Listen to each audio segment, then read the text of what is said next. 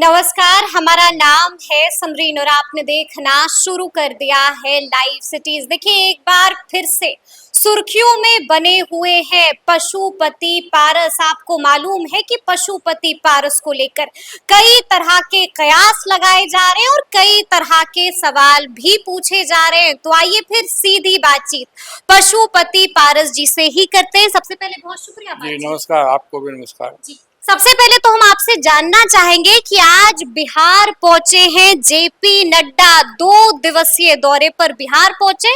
नड्डा जी के आने से एनडीए को कितना फायदा होगा? देखिए, बिहार में भाजपा और एनडीए गठबंधन के जितने भी दल हैं सब इंटैक्ट है, कहीं कोई उसमें भी फगरवट नहीं है। और आदरणीय जेपी नड्डा जी का दौरा आज और कल बिहार में है। सबसे पहली बात तो ये है कि वो देश के और भाजपा जो विश्व की सबसे बड़ी पार्टी है के राष्ट्रीय अध्यक्ष हैं और दूसरा भारत सरकार के स्वास्थ्य मंत्री। तो ये दोनों काम से आया है। एक तो भाजपा का सदस्यता अभियान चल रहा है ताकि माननीय प्रधानमंत्री जी के द्वारा उसका शुरुआत हो गया। और आज ने अखबार में आप देखा होगा कि आदरणीय लाल कृष्ण आडवाणी जी के घर पर जा कर के राष्ट्रीय अध्यक्ष जी ने उनको सदस्यता ग्रहण कराया। और आज जब पटना आए हैं तो 2 दिवसीय दौरा है इनका, 4 जगह प्रोग्राम है। एक पटना में प्रोग्राम है जो आँख का बहुत बड़ा, जो विश्व अपने देश में 4 जगह है उसमें एक ही पटना का भी है। दूसरा उनका दौरा है गया में, तीसरा है मुजफ्फरपुर में, चौथा है दरभंगा में और 5वां है भागलपुर में। तो ये कई तरह का ये स्कीम बिहार में देने जा रहे हैं उनके कर कमलों से। ये 2 दिन में काफ़ी संख्या में भारत सरकार के द्वारा हेल्थ मिनिस्ट्री को अनुदान मिल रहा है और बिहार को बहुत अच्छा चीज मिल रहा है। यानी कि बिहार को सौगात देने आए हैं। बिहार को सौगात देने आए हैं। और दूसरी बात, पार्टी के राष्ट्रीय अध्यक्ष होने के नाते बिहार के संगठन को भी देखने आए हैं कि बिहार का संगठन कैसा चल रहा है, मजबूत है क्या है। और शाम में वो बिहार के जितने भी भाजपा के पदाधिकारी हैं उनसे उनकी बैठक भी होगी, कोर कमेटी की। हाँ, कोर कमेटी की बैठक है। इसका मतलब ये हुआ कि बिहार के लिए बहुत अच्छा दिन है। आज और कल मैं समझता हूँ बिहार के लिए बहुत ही शुभ दिन है।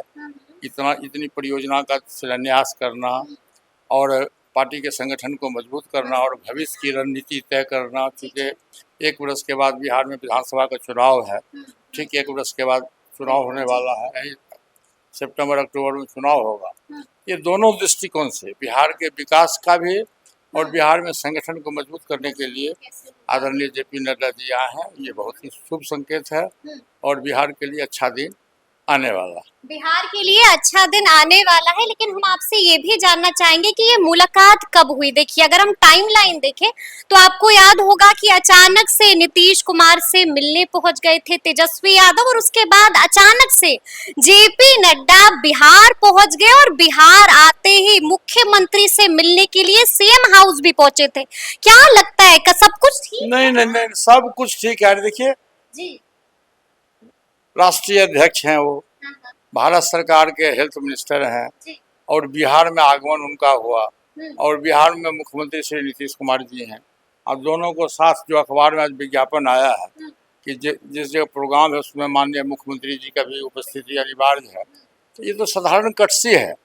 आपके घर में कोई आए तो ये अच्छी बात है, ये इसको अच्छा हम शुरुआत मानते हैं। आपके घर में कोई आवे तो इसका मतलब हुआ कि आपके दोनों के बीच में सौहार्दपूर्ण वातावरण में है, वहाँ गए होंगे, चाय पिए होंगे, बात हुई। नीतीश तेजस्वी की मुलाकात से कोई बेचैनी तो नहीं है? कोई बेचैनी नहीं, कोई बेचैनी नहीं, कोई खिचड़ी तो नहीं पकड़ी है? कोई खिचड़ी नहीं है। तेजस्वी जी गए थे, कोई किसी पद का वो एक होता है जिसमें नेता विरोधी दल का रहना जरूरी होता है, उस कार्यक्रम में गए थे, इसलिए उसमें कोई फकर बट की बात नहीं है। देखिए, एनडीए गठबंधन इंटैक्ट है और इंटैक्ट रहेगा। इंटैक्ट है एनडीए गठबंधन और इंटैक्ट रहेगा एनडीए गठबंधन। हमें याद है पारस जी कि कुछ वक्त पहले आपकी भी मुलाकात गृह मंत्री अमित शाह से भी हुई थी और आपकी मुलाकात दिलीप जायसवाल से भी हुई थी। मुलाकात के पीछे की वजह क्या थी? मुलाकात के पीछे की जगह सबसे पहली बात तो आज से 15 दिन पहले आदरणीय दिलीप जायसवाल जी जब बिहार में प्रदेश के अध्यक्ष बनाए गए तो मैंने उनको ट्वीट भी किया था, मैंने उनको बधाई भी दी थी और वो टेलीफोनिक मैसेज से उनसे हमारी बात हुई, वो हमारे घर पर आए भी, इसी कोठी पे आए वो, जी। और उनसे हमारी लंबी बात हुई। और उसका एक कारण ये है कि हम दोनों आदमी एक जिला के हैं। अच्छा जी, बिल्कुल। खगड़िया मेरा भी घर है, खगड़िया उनका भी घर है, तो एक जिला के नाते रिश्ता शुरू से ही, पहले से ही हम लोग का आपस में था। और वो आए कि पार्टी का संगठन कैसे मजबूत हो, बिहार विधानसभा का चुनाव किस ढंग से लड़ा जाए, भविष्य की रणनीति क्या होगी, इस पर कई तरह की बातचीत हुई और अच्छे ढंग से बातचीत हुई।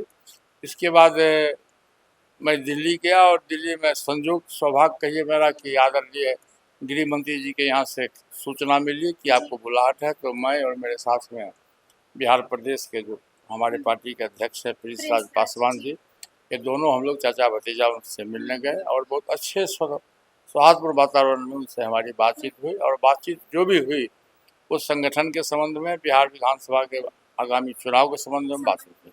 तो कितनी सीटों पर विधानसभा जो आने वाला चुनाव है, कितनी सीटों पर आरएलजेपी देखिए ऐसा है कि चुनाव का अभी लगभग 13-14 महीना, तो इसके पहले किसी भी दल के सीट शेयरिंग पर बात नहीं होती है। सीट शेयरिंग जो हम लोग गठबंधन में है, आपको मालूम होना चाहिए कि भाजपा आज के तारीख में विश्व की सबसे बड़ी पार्टी है। बिल्कुल जी। और विश्व के सबसे बड़े लोकप्रिय नेता हैं हमारे प्रधानमंत्री। बिल्कुल जी। और बिहार में गठबंधन है, गठबंधन तो पूरे देश में है, लेकिन जब बिहार विधानसभा का चुनाव होगा तो बिहार में जो गठबंधन है, जनता दल यू से है, हम लोग की पार्टी से है, और जो छोटे छोटे दल हैं सब लोगों से बैठक है। ये बैठक पर सीट शेयरिंग की बात तब होगी जब चुनाव नज़दीक होएगा। तो इसमें मार्च 2025 के बाद सीट शेयरिंग पर बात होगी, और जिस दल का जो संगठन होगा, जिसका जो जनाधार होगा, और मेरा कहना ये है कि जिस दल के पास में जिताऊ उम्मीदवार हो, बिल्कुल जिताऊ पहलवान। हाँ, अधिक सीट लेने से कोई मतलब नहीं है, कम सीट लेकर के भी यदि आप अधिक सीट जीतते हैं ये अच्छी बात है।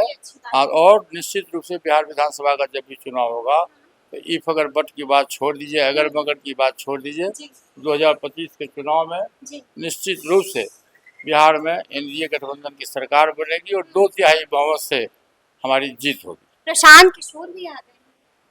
अब मौलिक अधिकार है, राजनीति में सबको मौलिक अधिकार है। एक बात आप जान लीजिए कि मौलिक अधिकार के तहत देश के किसी भी कोने में जाकर आप बच सकते हैं, देश की किसी भी कोने में जाकर बिजनेस कर सकते हैं, व्यापार कर सकते हैं, राजनीति कर सकते हैं। तो राजनीति करने पर तो किसी को कोई रोक नहीं है। तो आए हैं तो अच्छी बात है, वो आए हैं। डैमेज तो नहीं ना कर देंगे, नुकसान तो नहीं ना पहुंचा देंगे? नहीं, कोई नुकसान नहीं पहुंचावेंगे, कोई नुकसान नहीं पहुंचावेंगे। मेरे हिसाब से उनके आने से कोई नुकसान नहीं होगा। वो अपने पार्टी के काम कर रहे हैं और अभी तो अपने पार्टी का वो गठन भी नहीं किया। 2 अक्टूबर को वो लॉन्च पार्टी की घोषणा करेंगे। घोषणा में क्या उनका एजेंडा होता है, क्या घोषणा पत्र में वो लिखते हैं, क्या उनकी मंशा है, भविष्य की राजनीति क्या है। एक तो एस्टेब्लिश्ड लीडर, एस्टेब्लिश्ड गठबंधन है हमारा एनडीए गठबंधन। अब वो नए में आएंगे, तो नए में आएंगे तो क्या उनके पार्टी का क्या स्वरूप होगा, क्या उनकी भविष्य की राजनीति होगी, क्या पार्टी का संविधान होगा, किस योजना के तहत वो आगामी चुनाव तैयारी करेंगे। बहुत सारी समस्याएं हैं। और बिहार एक बड़ा स्टेट है और बिहार में आप जान लीजिए कि लोगों को मौलिक अधिकार है। मौलिक अधिकार में आपको रोड पर गाड़ी चलाने का अधिकार है, लेकिन अधिकार के साथ साथ आपका कर्तव्य तुरंत होता है कि आप किसी को गाड़ी से धक्का नहीं लगाएंगे। बिल्कुल, अगर आपको राइट दिया गया है तो ड्यूटी भी अटैच तो अधिकार के साथ साथ अधिकार जो आपको दिया गया तो उसका कर्तव्य आपको निभाना पड़ेगा, ड्यूटी नहीं, कर्तव्य निभाना पड़ेगा। यदि आप कर्तव्य नहीं निभाओगे तो आपका अधिकार हनन होगा, आपके अधिकार को छीन लिया जाएगा। अच्छा पारस जी, आपको लेकर कई तरह के कयास लगाए जा रहे हैं। सीधा सवाल है मेरा आपसे, क्या पशुपति पारस को राज्यपाल बनाया जा रहा है? देखिए, ये माननीय प्रधानमंत्री जी, माननीय भारत सरकार के गृह मंत्री जी और महामहिम राष्ट्रपति महोदय का विशेषाधिकार है।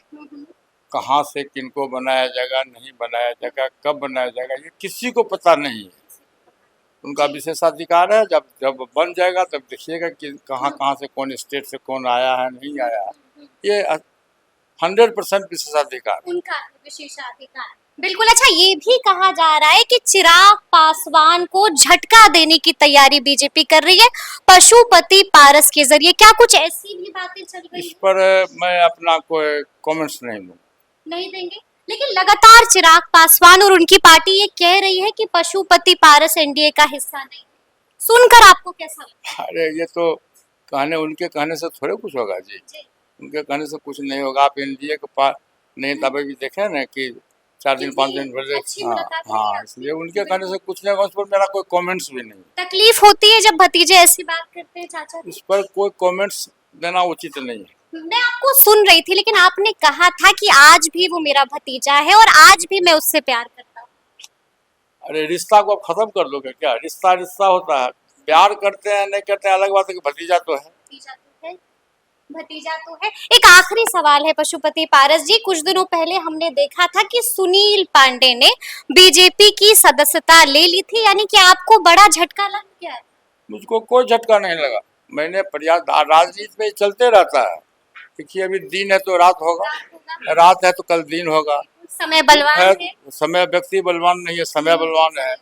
दुख सुख साथ चलता है, जी। अमीरी गरीबी साथ चलता है। ये सरकार की कुर्सी है, कुर्सी के किसी व्यक्तिगत लोगों की नहीं है। तो वो आए, मैंने उनके लिए प्रयास किया, हमारे दल में थे वो, मैंने उनके लिए प्रयास किया। मैं आदरणीय जो भारत में जनता पार्टी के जो राष्ट्रीय अध्यक्ष हैं, मैंने उनको अपना पत्र भी लिखा था।